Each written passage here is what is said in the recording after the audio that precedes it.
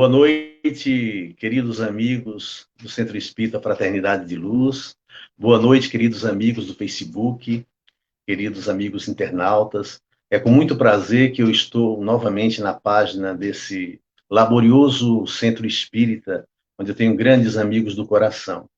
E hoje, como já foi anunciado, né, está também aparecendo na tela, o tema será Hoje, um presente de Deus. Como sempre, a gente começa com uma pequena prece para nos harmonizarmos com o ambiente, né? O ambiente em que nos encontramos, que já está previamente preparado pela espiritualidade maior, e nos conectarmos um pouco melhor com Jesus, né? Acalmarmos os nossos pensamentos, desanuviarmos as nossas mentes, para então começarmos o trabalho da noite. No final, faremos uma pequena prece de encerramento, que servirá como vibrações também pelo planeta. E é isso. A palestra durará, em média, 35 minutos. E eu conto, né, com a companhia de todos vocês. Vamos, então, nos preparar. Cerrar levemente os nossos olhos. Para entrarmos em comunhão com Deus, que está, sobretudo, dentro de nós. Vamos entrar no templo sagrado dos nossos corações, colocarmos-nos na presença de Deus, nosso Pai, nosso Criador, para rogar dele as suas bênçãos, o seu envolvimento, e agradecermos também pela vida, pelas oportunidades que temos de aprendizado, de amor, de crescimento. Agradecer a Deus, nosso Pai, por ter nos enviado Jesus, nosso irmão maior, único caminho, verdade e vida que nos conduz ao Pai. E agradecermos também à equipe espiritual que comungam conosco do mesmo ideal, que nos carregam no colo de vez em quando e que nos sustentam na caminhada. São tantas coisas para agradecer. E estamos reunidos, mesmo de forma virtual. Estamos reunidos em comunhão de pensamento, em nome de Jesus, na certeza de sua divina presença, porque é em seu nome que realizamos essa simples tarefa. E assim, na certeza de que Jesus está presente, a espiritualidade maior nos sustenta e Deus nos abençoa, pedimos licença para iniciarmos a palestra da noite. Que assim seja e graças a Deus. Queridas irmãs e queridos irmãos de ideal espírita, que Deus, nosso Pai, que é fonte inesgotável de amor e poder, nos abençoe. E que o nosso Mestre Jesus, o benfeitor incomparável de nossas vidas e amigo incondicional de todas as horas, nos envolva com a sua infinita e misericordiosa paz. Conta-se, numa lenda antiga, que um pescador que morava às margens de um rio caudaloso e a sua residência era situada em um lugar paradisíaco, onde os pássaros cantavam, onde os dias primaveris eram lindos, era uma beleza exuberante, local onde aquele pescador morava. Morava ao lado do rio, de onde ele tirava o seu sustento. E todas as madrugadas, alta madrugada, aquele pescador se levantava, ainda muito sonolento, e titubeante, e esbarrando nos móveis por causa ainda da sonolência que lhe acometia, ele fazia o seu desjejum, ele fazia a sua higiene matinal, ainda meio sonolento, parecia que não estava presente, sentava-se à mesa, comia, depois se levantava ainda sonolento, pegava seus apetrechos de pesca, sua rede, ainda madrugada escura, e se dirigia ao rio, ao lado de sua casa. Se dirigia ao rio para armar a sua rede em forma de arrastão, para puxar a rede no momento certo, propício, com o resultado do seu trabalho, com os peixes que havia recolhido. E mais uma vez aquele homem sonolento pega os apetrechos de pesca e se dirige ao rio, onde arma a sua rede em forma de arrastão, se afasta um pouco e se encosta em uma árvore, para esperar alguns minutos, a hora certa de puxar a rede com o produto do seu trabalho. Aquele homem vive em um lugar paradisíaco, em um lugar muito bonito, mas ele não se dá conta, porque parece que vive adormecido, como naquele momento em que se acordou de madrugada, como todas as noites, sonolento ao extremo. E ele fica ali recostado na árvore, bocejando, esperando o momento certo de recolher a rede com os peixes colhidos. De repente, a sua atenção é chamada para uma pequena bolsa que ele vê a poucos metros de distante. Ele vai lá, pega a pequena sacola, a pequena bolsa e verifica tratar-se de pedras. São pequenas pedras que alguém largou ali. Certamente alguma criança, pensa ele. Então ele, sonolento, começa a se divertir, jogando uma a uma daquelas pedras dentro do rio que está à sua frente. E passa a se divertir com as ondulações que aquelas pedras fazem ao cair na água. E vai jogando uma a uma daquelas pedras, enquanto aguarda o momento de recolher a rede com a sua pesca. E quando ele pega a última pedra do saco para jogar no rio, ao erguer a mão, os primeiros raios solares cruzam o horizonte. E um raio solar, então, brilha de forma significativa naquela pedra. Então, ele percebe um brilho diferente naquela pedra. E aí não joga. E observa mais atentamente a pedra, agora com a luminosidade do sol a lhe envolver. E ele descobre que aquela pedra não é uma pedra comum. Trata-se de um rico diamante. Então ele se desespera, porquanto ele havia achado um saco repleto de pedras de diamante e havia jogado fora uma a uma, sem se aperceber da riqueza que ele estava dispensando dentro do rio. E ele se descabela.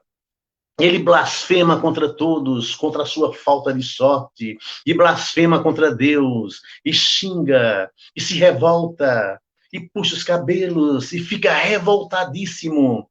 E enquanto ele se revolta, ele nem se dá conta que ainda tem nas mãos um rico diamante. Ao me deparar com essa parábola, ao me deparar com essa história, eu fiz uma analogia ao dia em que vivemos. O dia que parece que tem 24 diamantes, simbolizado nas 24 horas do dia. 1440 rubis preciosos, que são os 1440 minutos. E os 86.400 esmeraldas, que são os segundos, como se Deus depositasse na nossa conta esse valor todos os dias. 86.400 segundos. É o nosso saldo diário que o Criador deposita na nossa conta, para que a gente utilize dessa riqueza da melhor forma possível. E como aquele pescador distraído, muitos de nós jogamos fora uma verdadeira joia, um verdadeiro tesouro que é o dia perdido. Às vezes, é comum ouvirmos a seguinte frase: eu estou matando o tempo. Matando o tempo, ao invés de aproveitar cada segundo. Matar o tempo, ao invés de aproveitar cada minuto.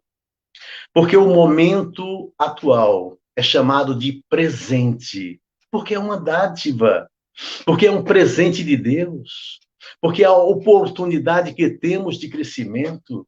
E, via de regra, quase todos nós despedaçamos este tesouro, muitas vezes com passatempos frívolos, com brincadeiras inúteis e deixamos o tempo passar. E, via de regra, também, muitas vezes, não estamos presentes no momento. Ora, uma vez perguntaram para um cantor famoso norte-americano o que era viver. E sabem qual foi a resposta dele? Vejam que sabedoria. Viver é aquilo que está acontecendo enquanto fazemos planos para o futuro. Então, o viver é aquilo que está acontecendo enquanto fazemos planos para o futuro. Então, de repente, alguém pode me perguntar, mas eu não posso fazer planos para o futuro? Pode, pode e deve, porém com os pés no presente. Mas, via de regra, a gente não vive assim por causa da nossa mente. A nossa mente é muito dispersa. Ora, ela está lá na frente, no futuro. Vivemos de ansiosidade por causa das perspectivas do futuro, do que vai acontecer. Ou então, de ressentimentos de coisas que já se passaram, nossas mentes se projetam lá para trás, e a gente, às vezes, lembrar do passado é importante. Agora, viver o passado, não. Viver, temos que viver o momento atual. E, via de regra, nós não vivemos o momento. Não valorizamos o instante em que estamos vivendo. Porque é o instante mais importante da nossa existência, sempre será o instante presente. Há um programa de 24 horas que diz assim, que existem 2 dias na semana, com os quais nunca deveríamos nos preocupar. 2 dias que deveriam ser isentos de mágoa e de pesar. Um desses dias é o ontem. O ontem, você não consegue mais trazê-lo para cá, já passou. Tudo que você falou, tudo que você disse, tudo que você fez, não pode ser desfeito, está feito. Cada palavra pronunciada já foi pronunciada, não tem como corrigir isso, porque já foi feito. Nem todo ouro do mundo trará o ontem para hoje, porque o ontem já passou. O ontem é história, é passado. E um outro dia da semana com o qual nunca deveríamos nos preocupar é o amanhã, com as suas perspectivas. Amanhã, certamente, o sol nascerá novamente, mas no momento certo. Mas nem todo ouro do mundo também não poderá trazer o amanhã para hoje. Portanto, só existe um dia que devemos nos preocupar, só existe um dia que devemos combater o bom combate. É o dia de hoje. Por isso, chama-se presente, momento presente, tempo presente, porque é uma dádiva de Deus. É uma dádiva de Deus. Então, só existe o dia de hoje. E a gente vive muitas vezes com a mente dispersa para coisas do passado, vivendo de lembranças, muitas vezes de ressentimentos, e aquilo fere e nos faz sofrer, enquanto o tempo e a vida está acontecendo nesse momento. Portanto, meus amados, tem uma frase que eu gosto muito que diz: portanto, hoje é o primeiro dia do resto de minha vida. Hoje é o primeiro dia do resto de minha vida. E o que passou, passou, e o que virá, virá. Amanhã, o sol vai nascer, mas será amanhã. Eu digo uma coisa para vocês, que às vezes eu brinco dizendo que não existe amanhã, nem nunca vai existir. E eu provo para vocês que o amanhã nunca vai existir. A não ser que alguém me prove que já acordou amanhã. Se alguém me provar que já acordou amanhã, eu acredito que o amanhã exista. Porque quando esse amanhã, que a gente chama, chegar, é o hoje. É sempre o hoje que nós temos que combater, viver, valorizar as pessoas, amar no dia de hoje. E a gente muitas vezes deixa para amanhã o que se pode fazer hoje. Não devemos deixar nunca para amanhã, porque pode ser muito tarde. Dizer que ama, perdoar alguém, fazer uma caridade, não devemos protelar, deixar para amanhã, porque amanhã pode ser tarde demais. Então devemos aproveitar o instante, o momento, que é agora, quando a vida está acontecendo. Quando a vida está acontecendo. Uma vez, Galileu Galilei, já na sua quarta fase da vida, porque eu não sei se vocês sabem, o homem tem 4 fases na existência: a infância, a juventude, a maturidade e o você está ótimo. E Galileu Galilei conta-se que já estava na idade do você está ótimo, talvez no alto dos seus 70 anos, mais ou menos, barbas brancas, cabelos brancos também, quando um amigo se achega nele e pergunta-lhe: Galileu, quantos anos você tem? Ele cofiou suas longas barbas brancas e disse: talvez uns 7, ou talvez com muita sorte, 10 anos. Diante do olhar interrogativo do amigo, ele explicou: você perguntou quantos anos eu tenho. Talvez, com sorte, 7 ou 10 anos, porque os que eu já tive, eu não tenho mais. Os que eu já tive, eu não tenho mais. O importante é, a partir de agora, quantos eu tenho ou terei. Que resposta, não? Que resposta cheia de sabedoria, porque o que passou, passou. O importante sempre é o momento. E a gente deve entender que o tempo não passa. Nós é que passamos. Porque passamos por transformações. O tempo é uma eternidade perene. É uma eternidade, ela é perene. E o tempo é parado. O mesmo tempo da época de Jesus é o mesmo tempo de agora. Não passou. Nós é que passamos. Os movimentos de rotação e translação da Terra, não é? A transformação de um corpo físico, os órgãos evoluindo, toda essa mudança material que acontece nos dá a ilusão de que o tempo está passando. Mas são as transformações do universo, da matéria, que nos dá a ilusão de que o tempo passa. Mas, na verdade, o tempo é parado e nós é que passamos. O tempo é a quarta dimensão da natureza, vivemos na terceira. Estamos subordinados à dimensão do tempo.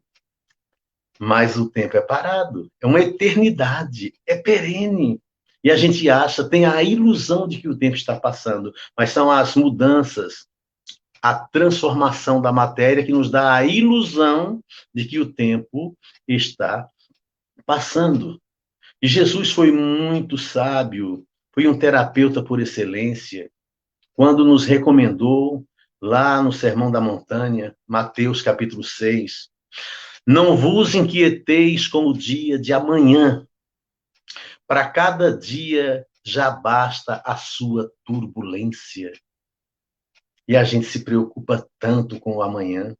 E eu li numa revista científica um tempo atrás que 85% das nossas pré-ocupações, antes, ocupação, ocupar a mente antes, 85%, não é pouco isso, meus amados.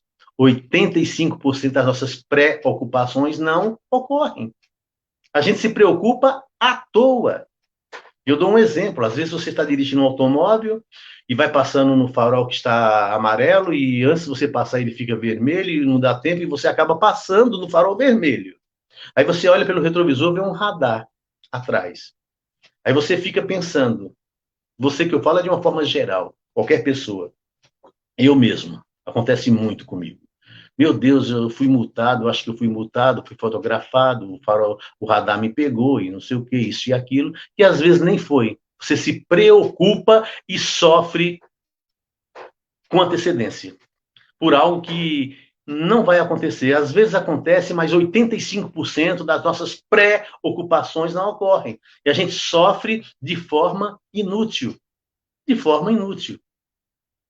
Uma vez, Dalai Lama chegou aqui no Brasil e um repórter perguntou para ele: Dalai, o que mais te surpreende na humanidade? Ele disse: o que mais me surpreende na humanidade é o próprio homem. Porque ele gasta a saúde para ganhar dinheiro. Depois ele gasta o dinheiro para recuperar a saúde. E ele vive tão demasiado preocupado com o futuro, de modo que não vive o presente. O que mais me surpreende na humanidade é o próprio homem, porque ele vive uma vida como se nunca fosse morrer.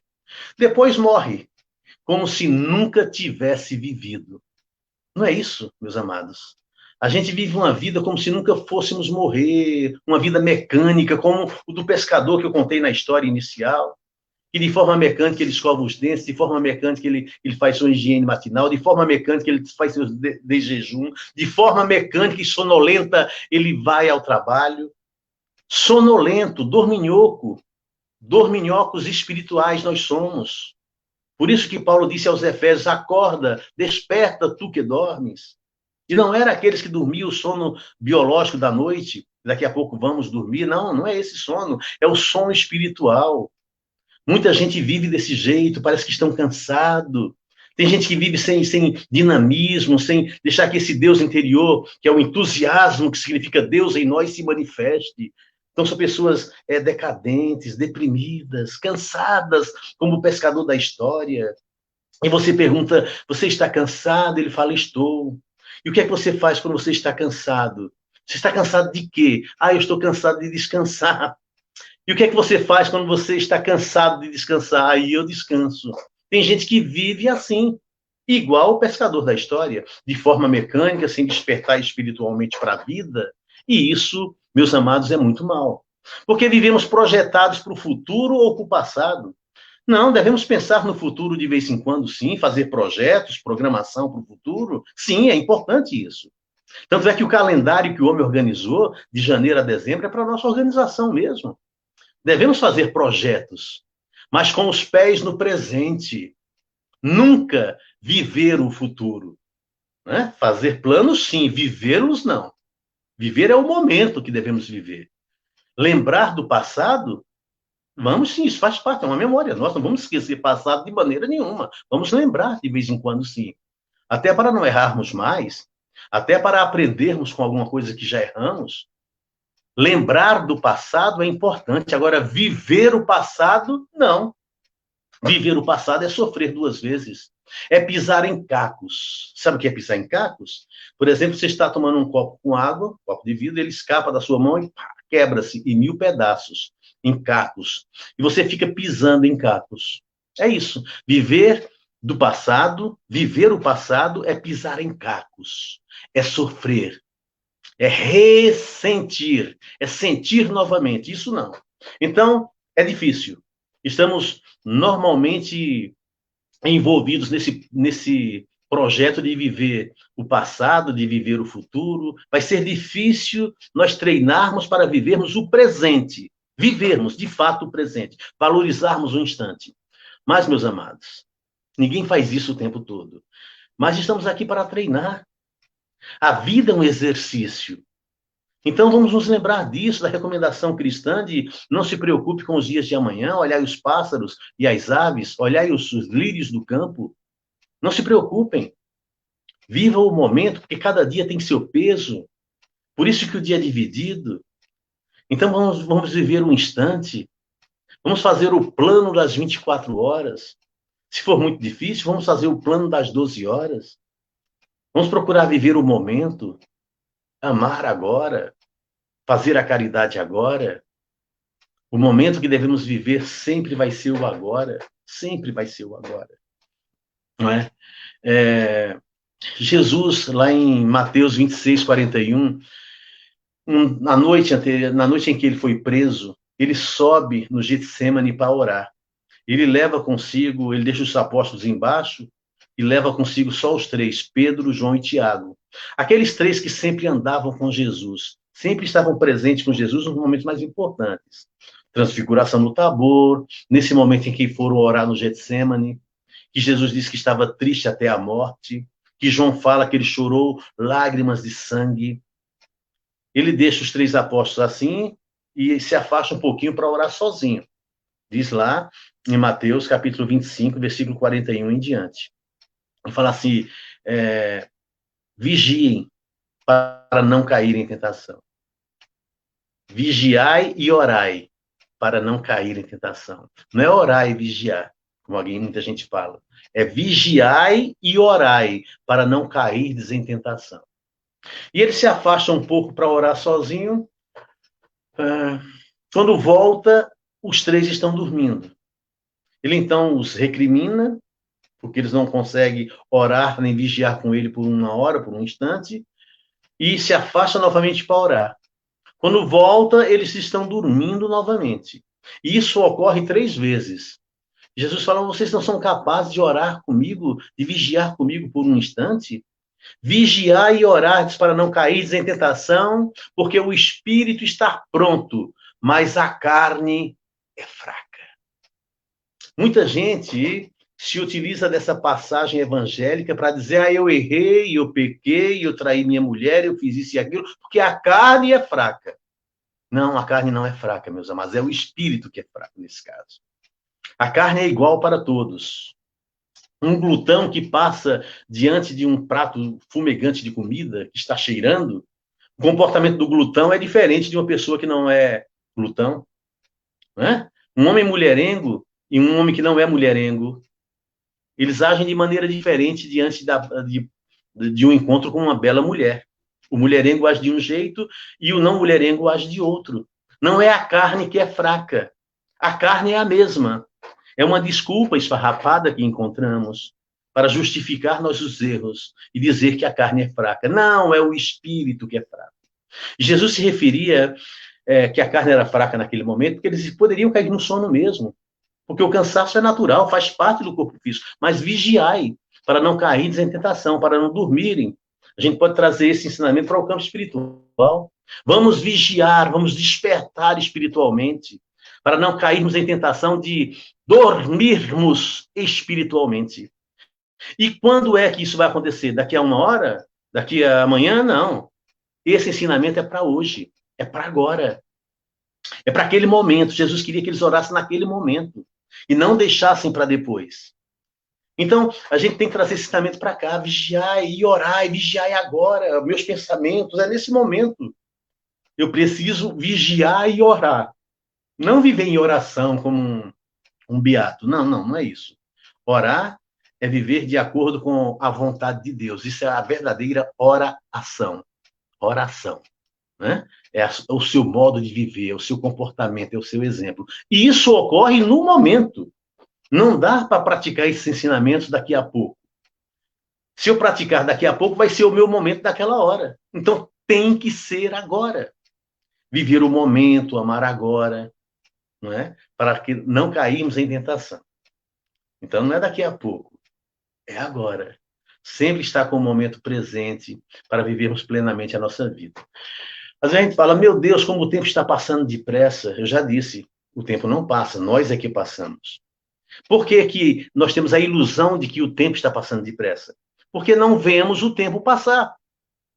É como a gente dorme à noite. Você vai dormir 10 horas da noite para acordar às 6 da manhã. Se você dormir a noite inteira, não parece que foi um lapso de segundo? Porque você não viu o tempo passar. Você ultrapassou a barreira do tempo, da quarta dimensão, entrou na quinta dimensão, que é a terra que é o sono, que é a terra dos vivos e dos mortos. Está em outra dimensão. Quando você acorda de manhã, parece que o tempo nem passou. Não é isso? Porque você não viu o tempo passar. Durante o dia, se a gente ficar muito projetado para o futuro, para o passado, também não vemos o momento acontecer. Por isso que temos a ilusão que o tempo está passando rápido. Porque estamos ausentes. Quando a gente se dá conta, o ano já passou, já é fevereiro, já é março, já é abril, porque a gente não está presente. Essa vida mecânica que a gente vive muitas vezes, como a história do pescador, que eu falei.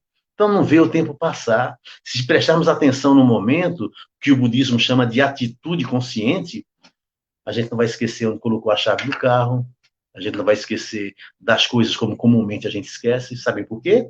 Porque no momento que eu guardo a chave do carro aqui, eu estou sabendo que eu estou guardando a chave do carro aqui. Eu estou presente em corpo e em espírito naquela atividade. Então, se daqui a uma semana alguém me perguntar onde você colocou a chave do carro, eu vou dizer em tal lugar. Porque eu estava presente, prestando atenção no que eu estava falando.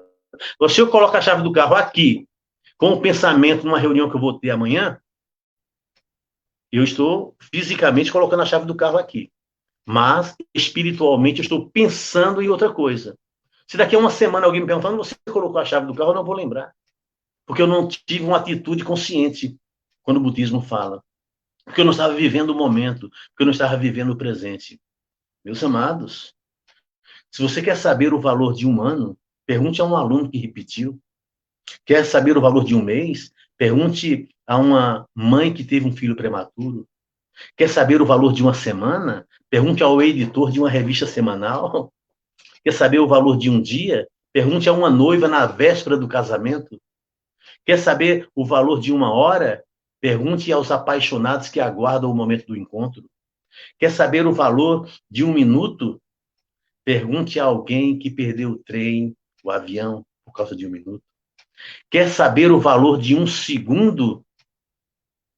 Pergunte a alguém que escapou de um acidente por causa de um segundo. Quer saber o valor de um milésimo de segundo? Pergunte a alguém, um atleta que perdeu uma medalha olímpica de ouro por causa de um milésimo de segundo. Então, meus amados, o tempo é importante. E o tempo está aqui, parado. As coisas acontecem, as mudanças acontecem, e a gente tem a ilusão que o tempo está passando e a gente não aproveita. Não aproveita o momento, o instante, que é eterno, que é agora. Então, estamos aqui para treinar. Viver é um exercício e a gente precisa se exercitar na arte de viver o momento. Porque isso é viver. Isso é viver. Aqueles que vivem mais presente no momento, eles têm uma vida mais abundante, uma vida mais plena, uma memória mais acirrada, porque se lembra do que fez, estava presente, né? Estava espiritualmente naquele momento fazendo determinada coisa, e pode passar o tempo que passar, ele vai lembrar, não, eu fiz isso, eu guardei em tal lugar. A gente esquece muito das coisas porque faz uma coisa pensando em outra. Ou seja, está dividido, não está vivendo o momento, esquece o que fez. O esquecimento vem, via de regra, por conta disso, né? A gente está aqui para praticar a caridade, o amor. Porque se não praticarmos, as consequências vêm. E Madre Teresa de Calcutá falava que o momento é hoje. O momento mais importante é o momento de agora, que a gente não vive como deveríamos viver.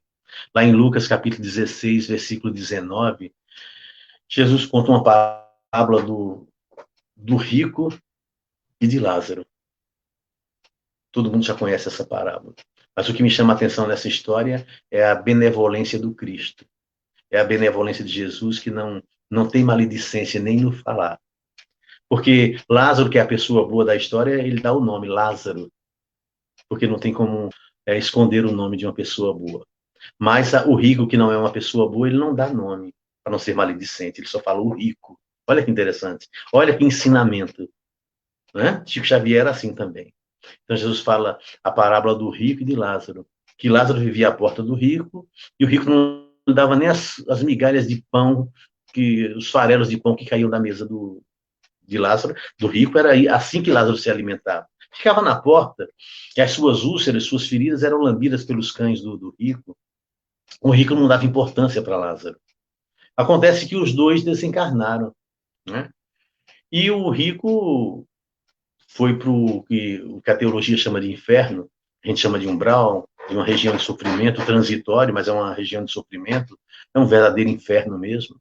E Lázaro, que havia sofrido muito na existência anterior, ele foi para o seio de Abraão. Abraão ali representa Deus na parábola. Então o rico olha e vê Lázaro no seio de Abraão e pede a Abraão que Lázaro molhe a ponta do dedo de saliva e coloque na língua dele. E o que é que Abraão fala? Entre ele e você existe um abismo. Nem você pode vir para cá, nem ele para lá. Por isso que muita gente pensa que não existe comunhão espiritual, né? Que os espíritos não podem se comunicar, porque existe um abismo, que os socorristas não podem ir nos umbrais, porque existe um abismo. Não. Existe um abismo entre Lázaro e o homem rico, sabem por quê, meus amados? Porque em nenhum momento o rico demonstrou arrependimento. Em nenhum momento. Ele só queria que Lázaro saciasse a sede dele. Ou então que Abraão permitisse que Lázaro fosse avisar os irmãos. Em nenhum momento ele se arrepende. Então, se não houver arrependimento, há um verdadeiro abismo mesmo. Há um verdadeiro abismo. E a espiritualidade não consegue chegar mesmo. Quando André Luiz foi socorrido no umbral, existiam muitos enfermos ali em sofrimentos extremos, e a equipe socorrista foi direto para André Luiz. Por que não socorreu os outros? Porque não era o momento certo. Eles não abriram a porta do arrependimento. Não iniciaram no limiar de uma nova vida espiritual através da porta do arrependimento. André Luiz chegou o momento de se arrepender, se arrependeu, por isso que ele foi socorrido naquele momento. Então, o abismo que existe entre Lázaro e o rico é o arrependimento que não houve. Então, por isso que nas minhas vibrações eu sempre peço que os sofredores se arrependam, que olhem para dentro de si mesmo, porque aí inicia-se realmente um processo de socorro, né? Sem isso não tem como, não tem jeito. Há um abismo mesmo. Mas o que eu quero dizer, lembrando dessa história, meus amados, é que quando, quando o rico e Lázaro viviam aqui na Terra, representa o dia de hoje. Representa o dia de hoje. E depois, na espiritualidade, é a consequência do que eles fizeram no dia de hoje, no tempo que eles tiveram, na existência que eles tiveram. Né? Um teve os louros de ter uma vida humilde, com certeza ele resgatou o que ele devia para as leis divinas, e o outro, soberbo, o outro que não se importava com a caridade, foi responder pelos seus atos também. Mas tudo é consequência do que fazemos no dia de hoje. Tudo é consequência daquilo que a gente faz hoje, agora. Agora. Eu teria tantas coisas para falar ainda sobre esse momento, sobre esses instantes que nós devemos viver, como a gente deve fazer, policiar nossa mente para a gente viver sempre o momento. De vez em quando a mente vai estar distraída, vai estar lá na frente ou lá atrás. Não tem importância. Vamos trazer a mente novamente para o momento de agora, porque viver é um exercício, viver é um treinamento.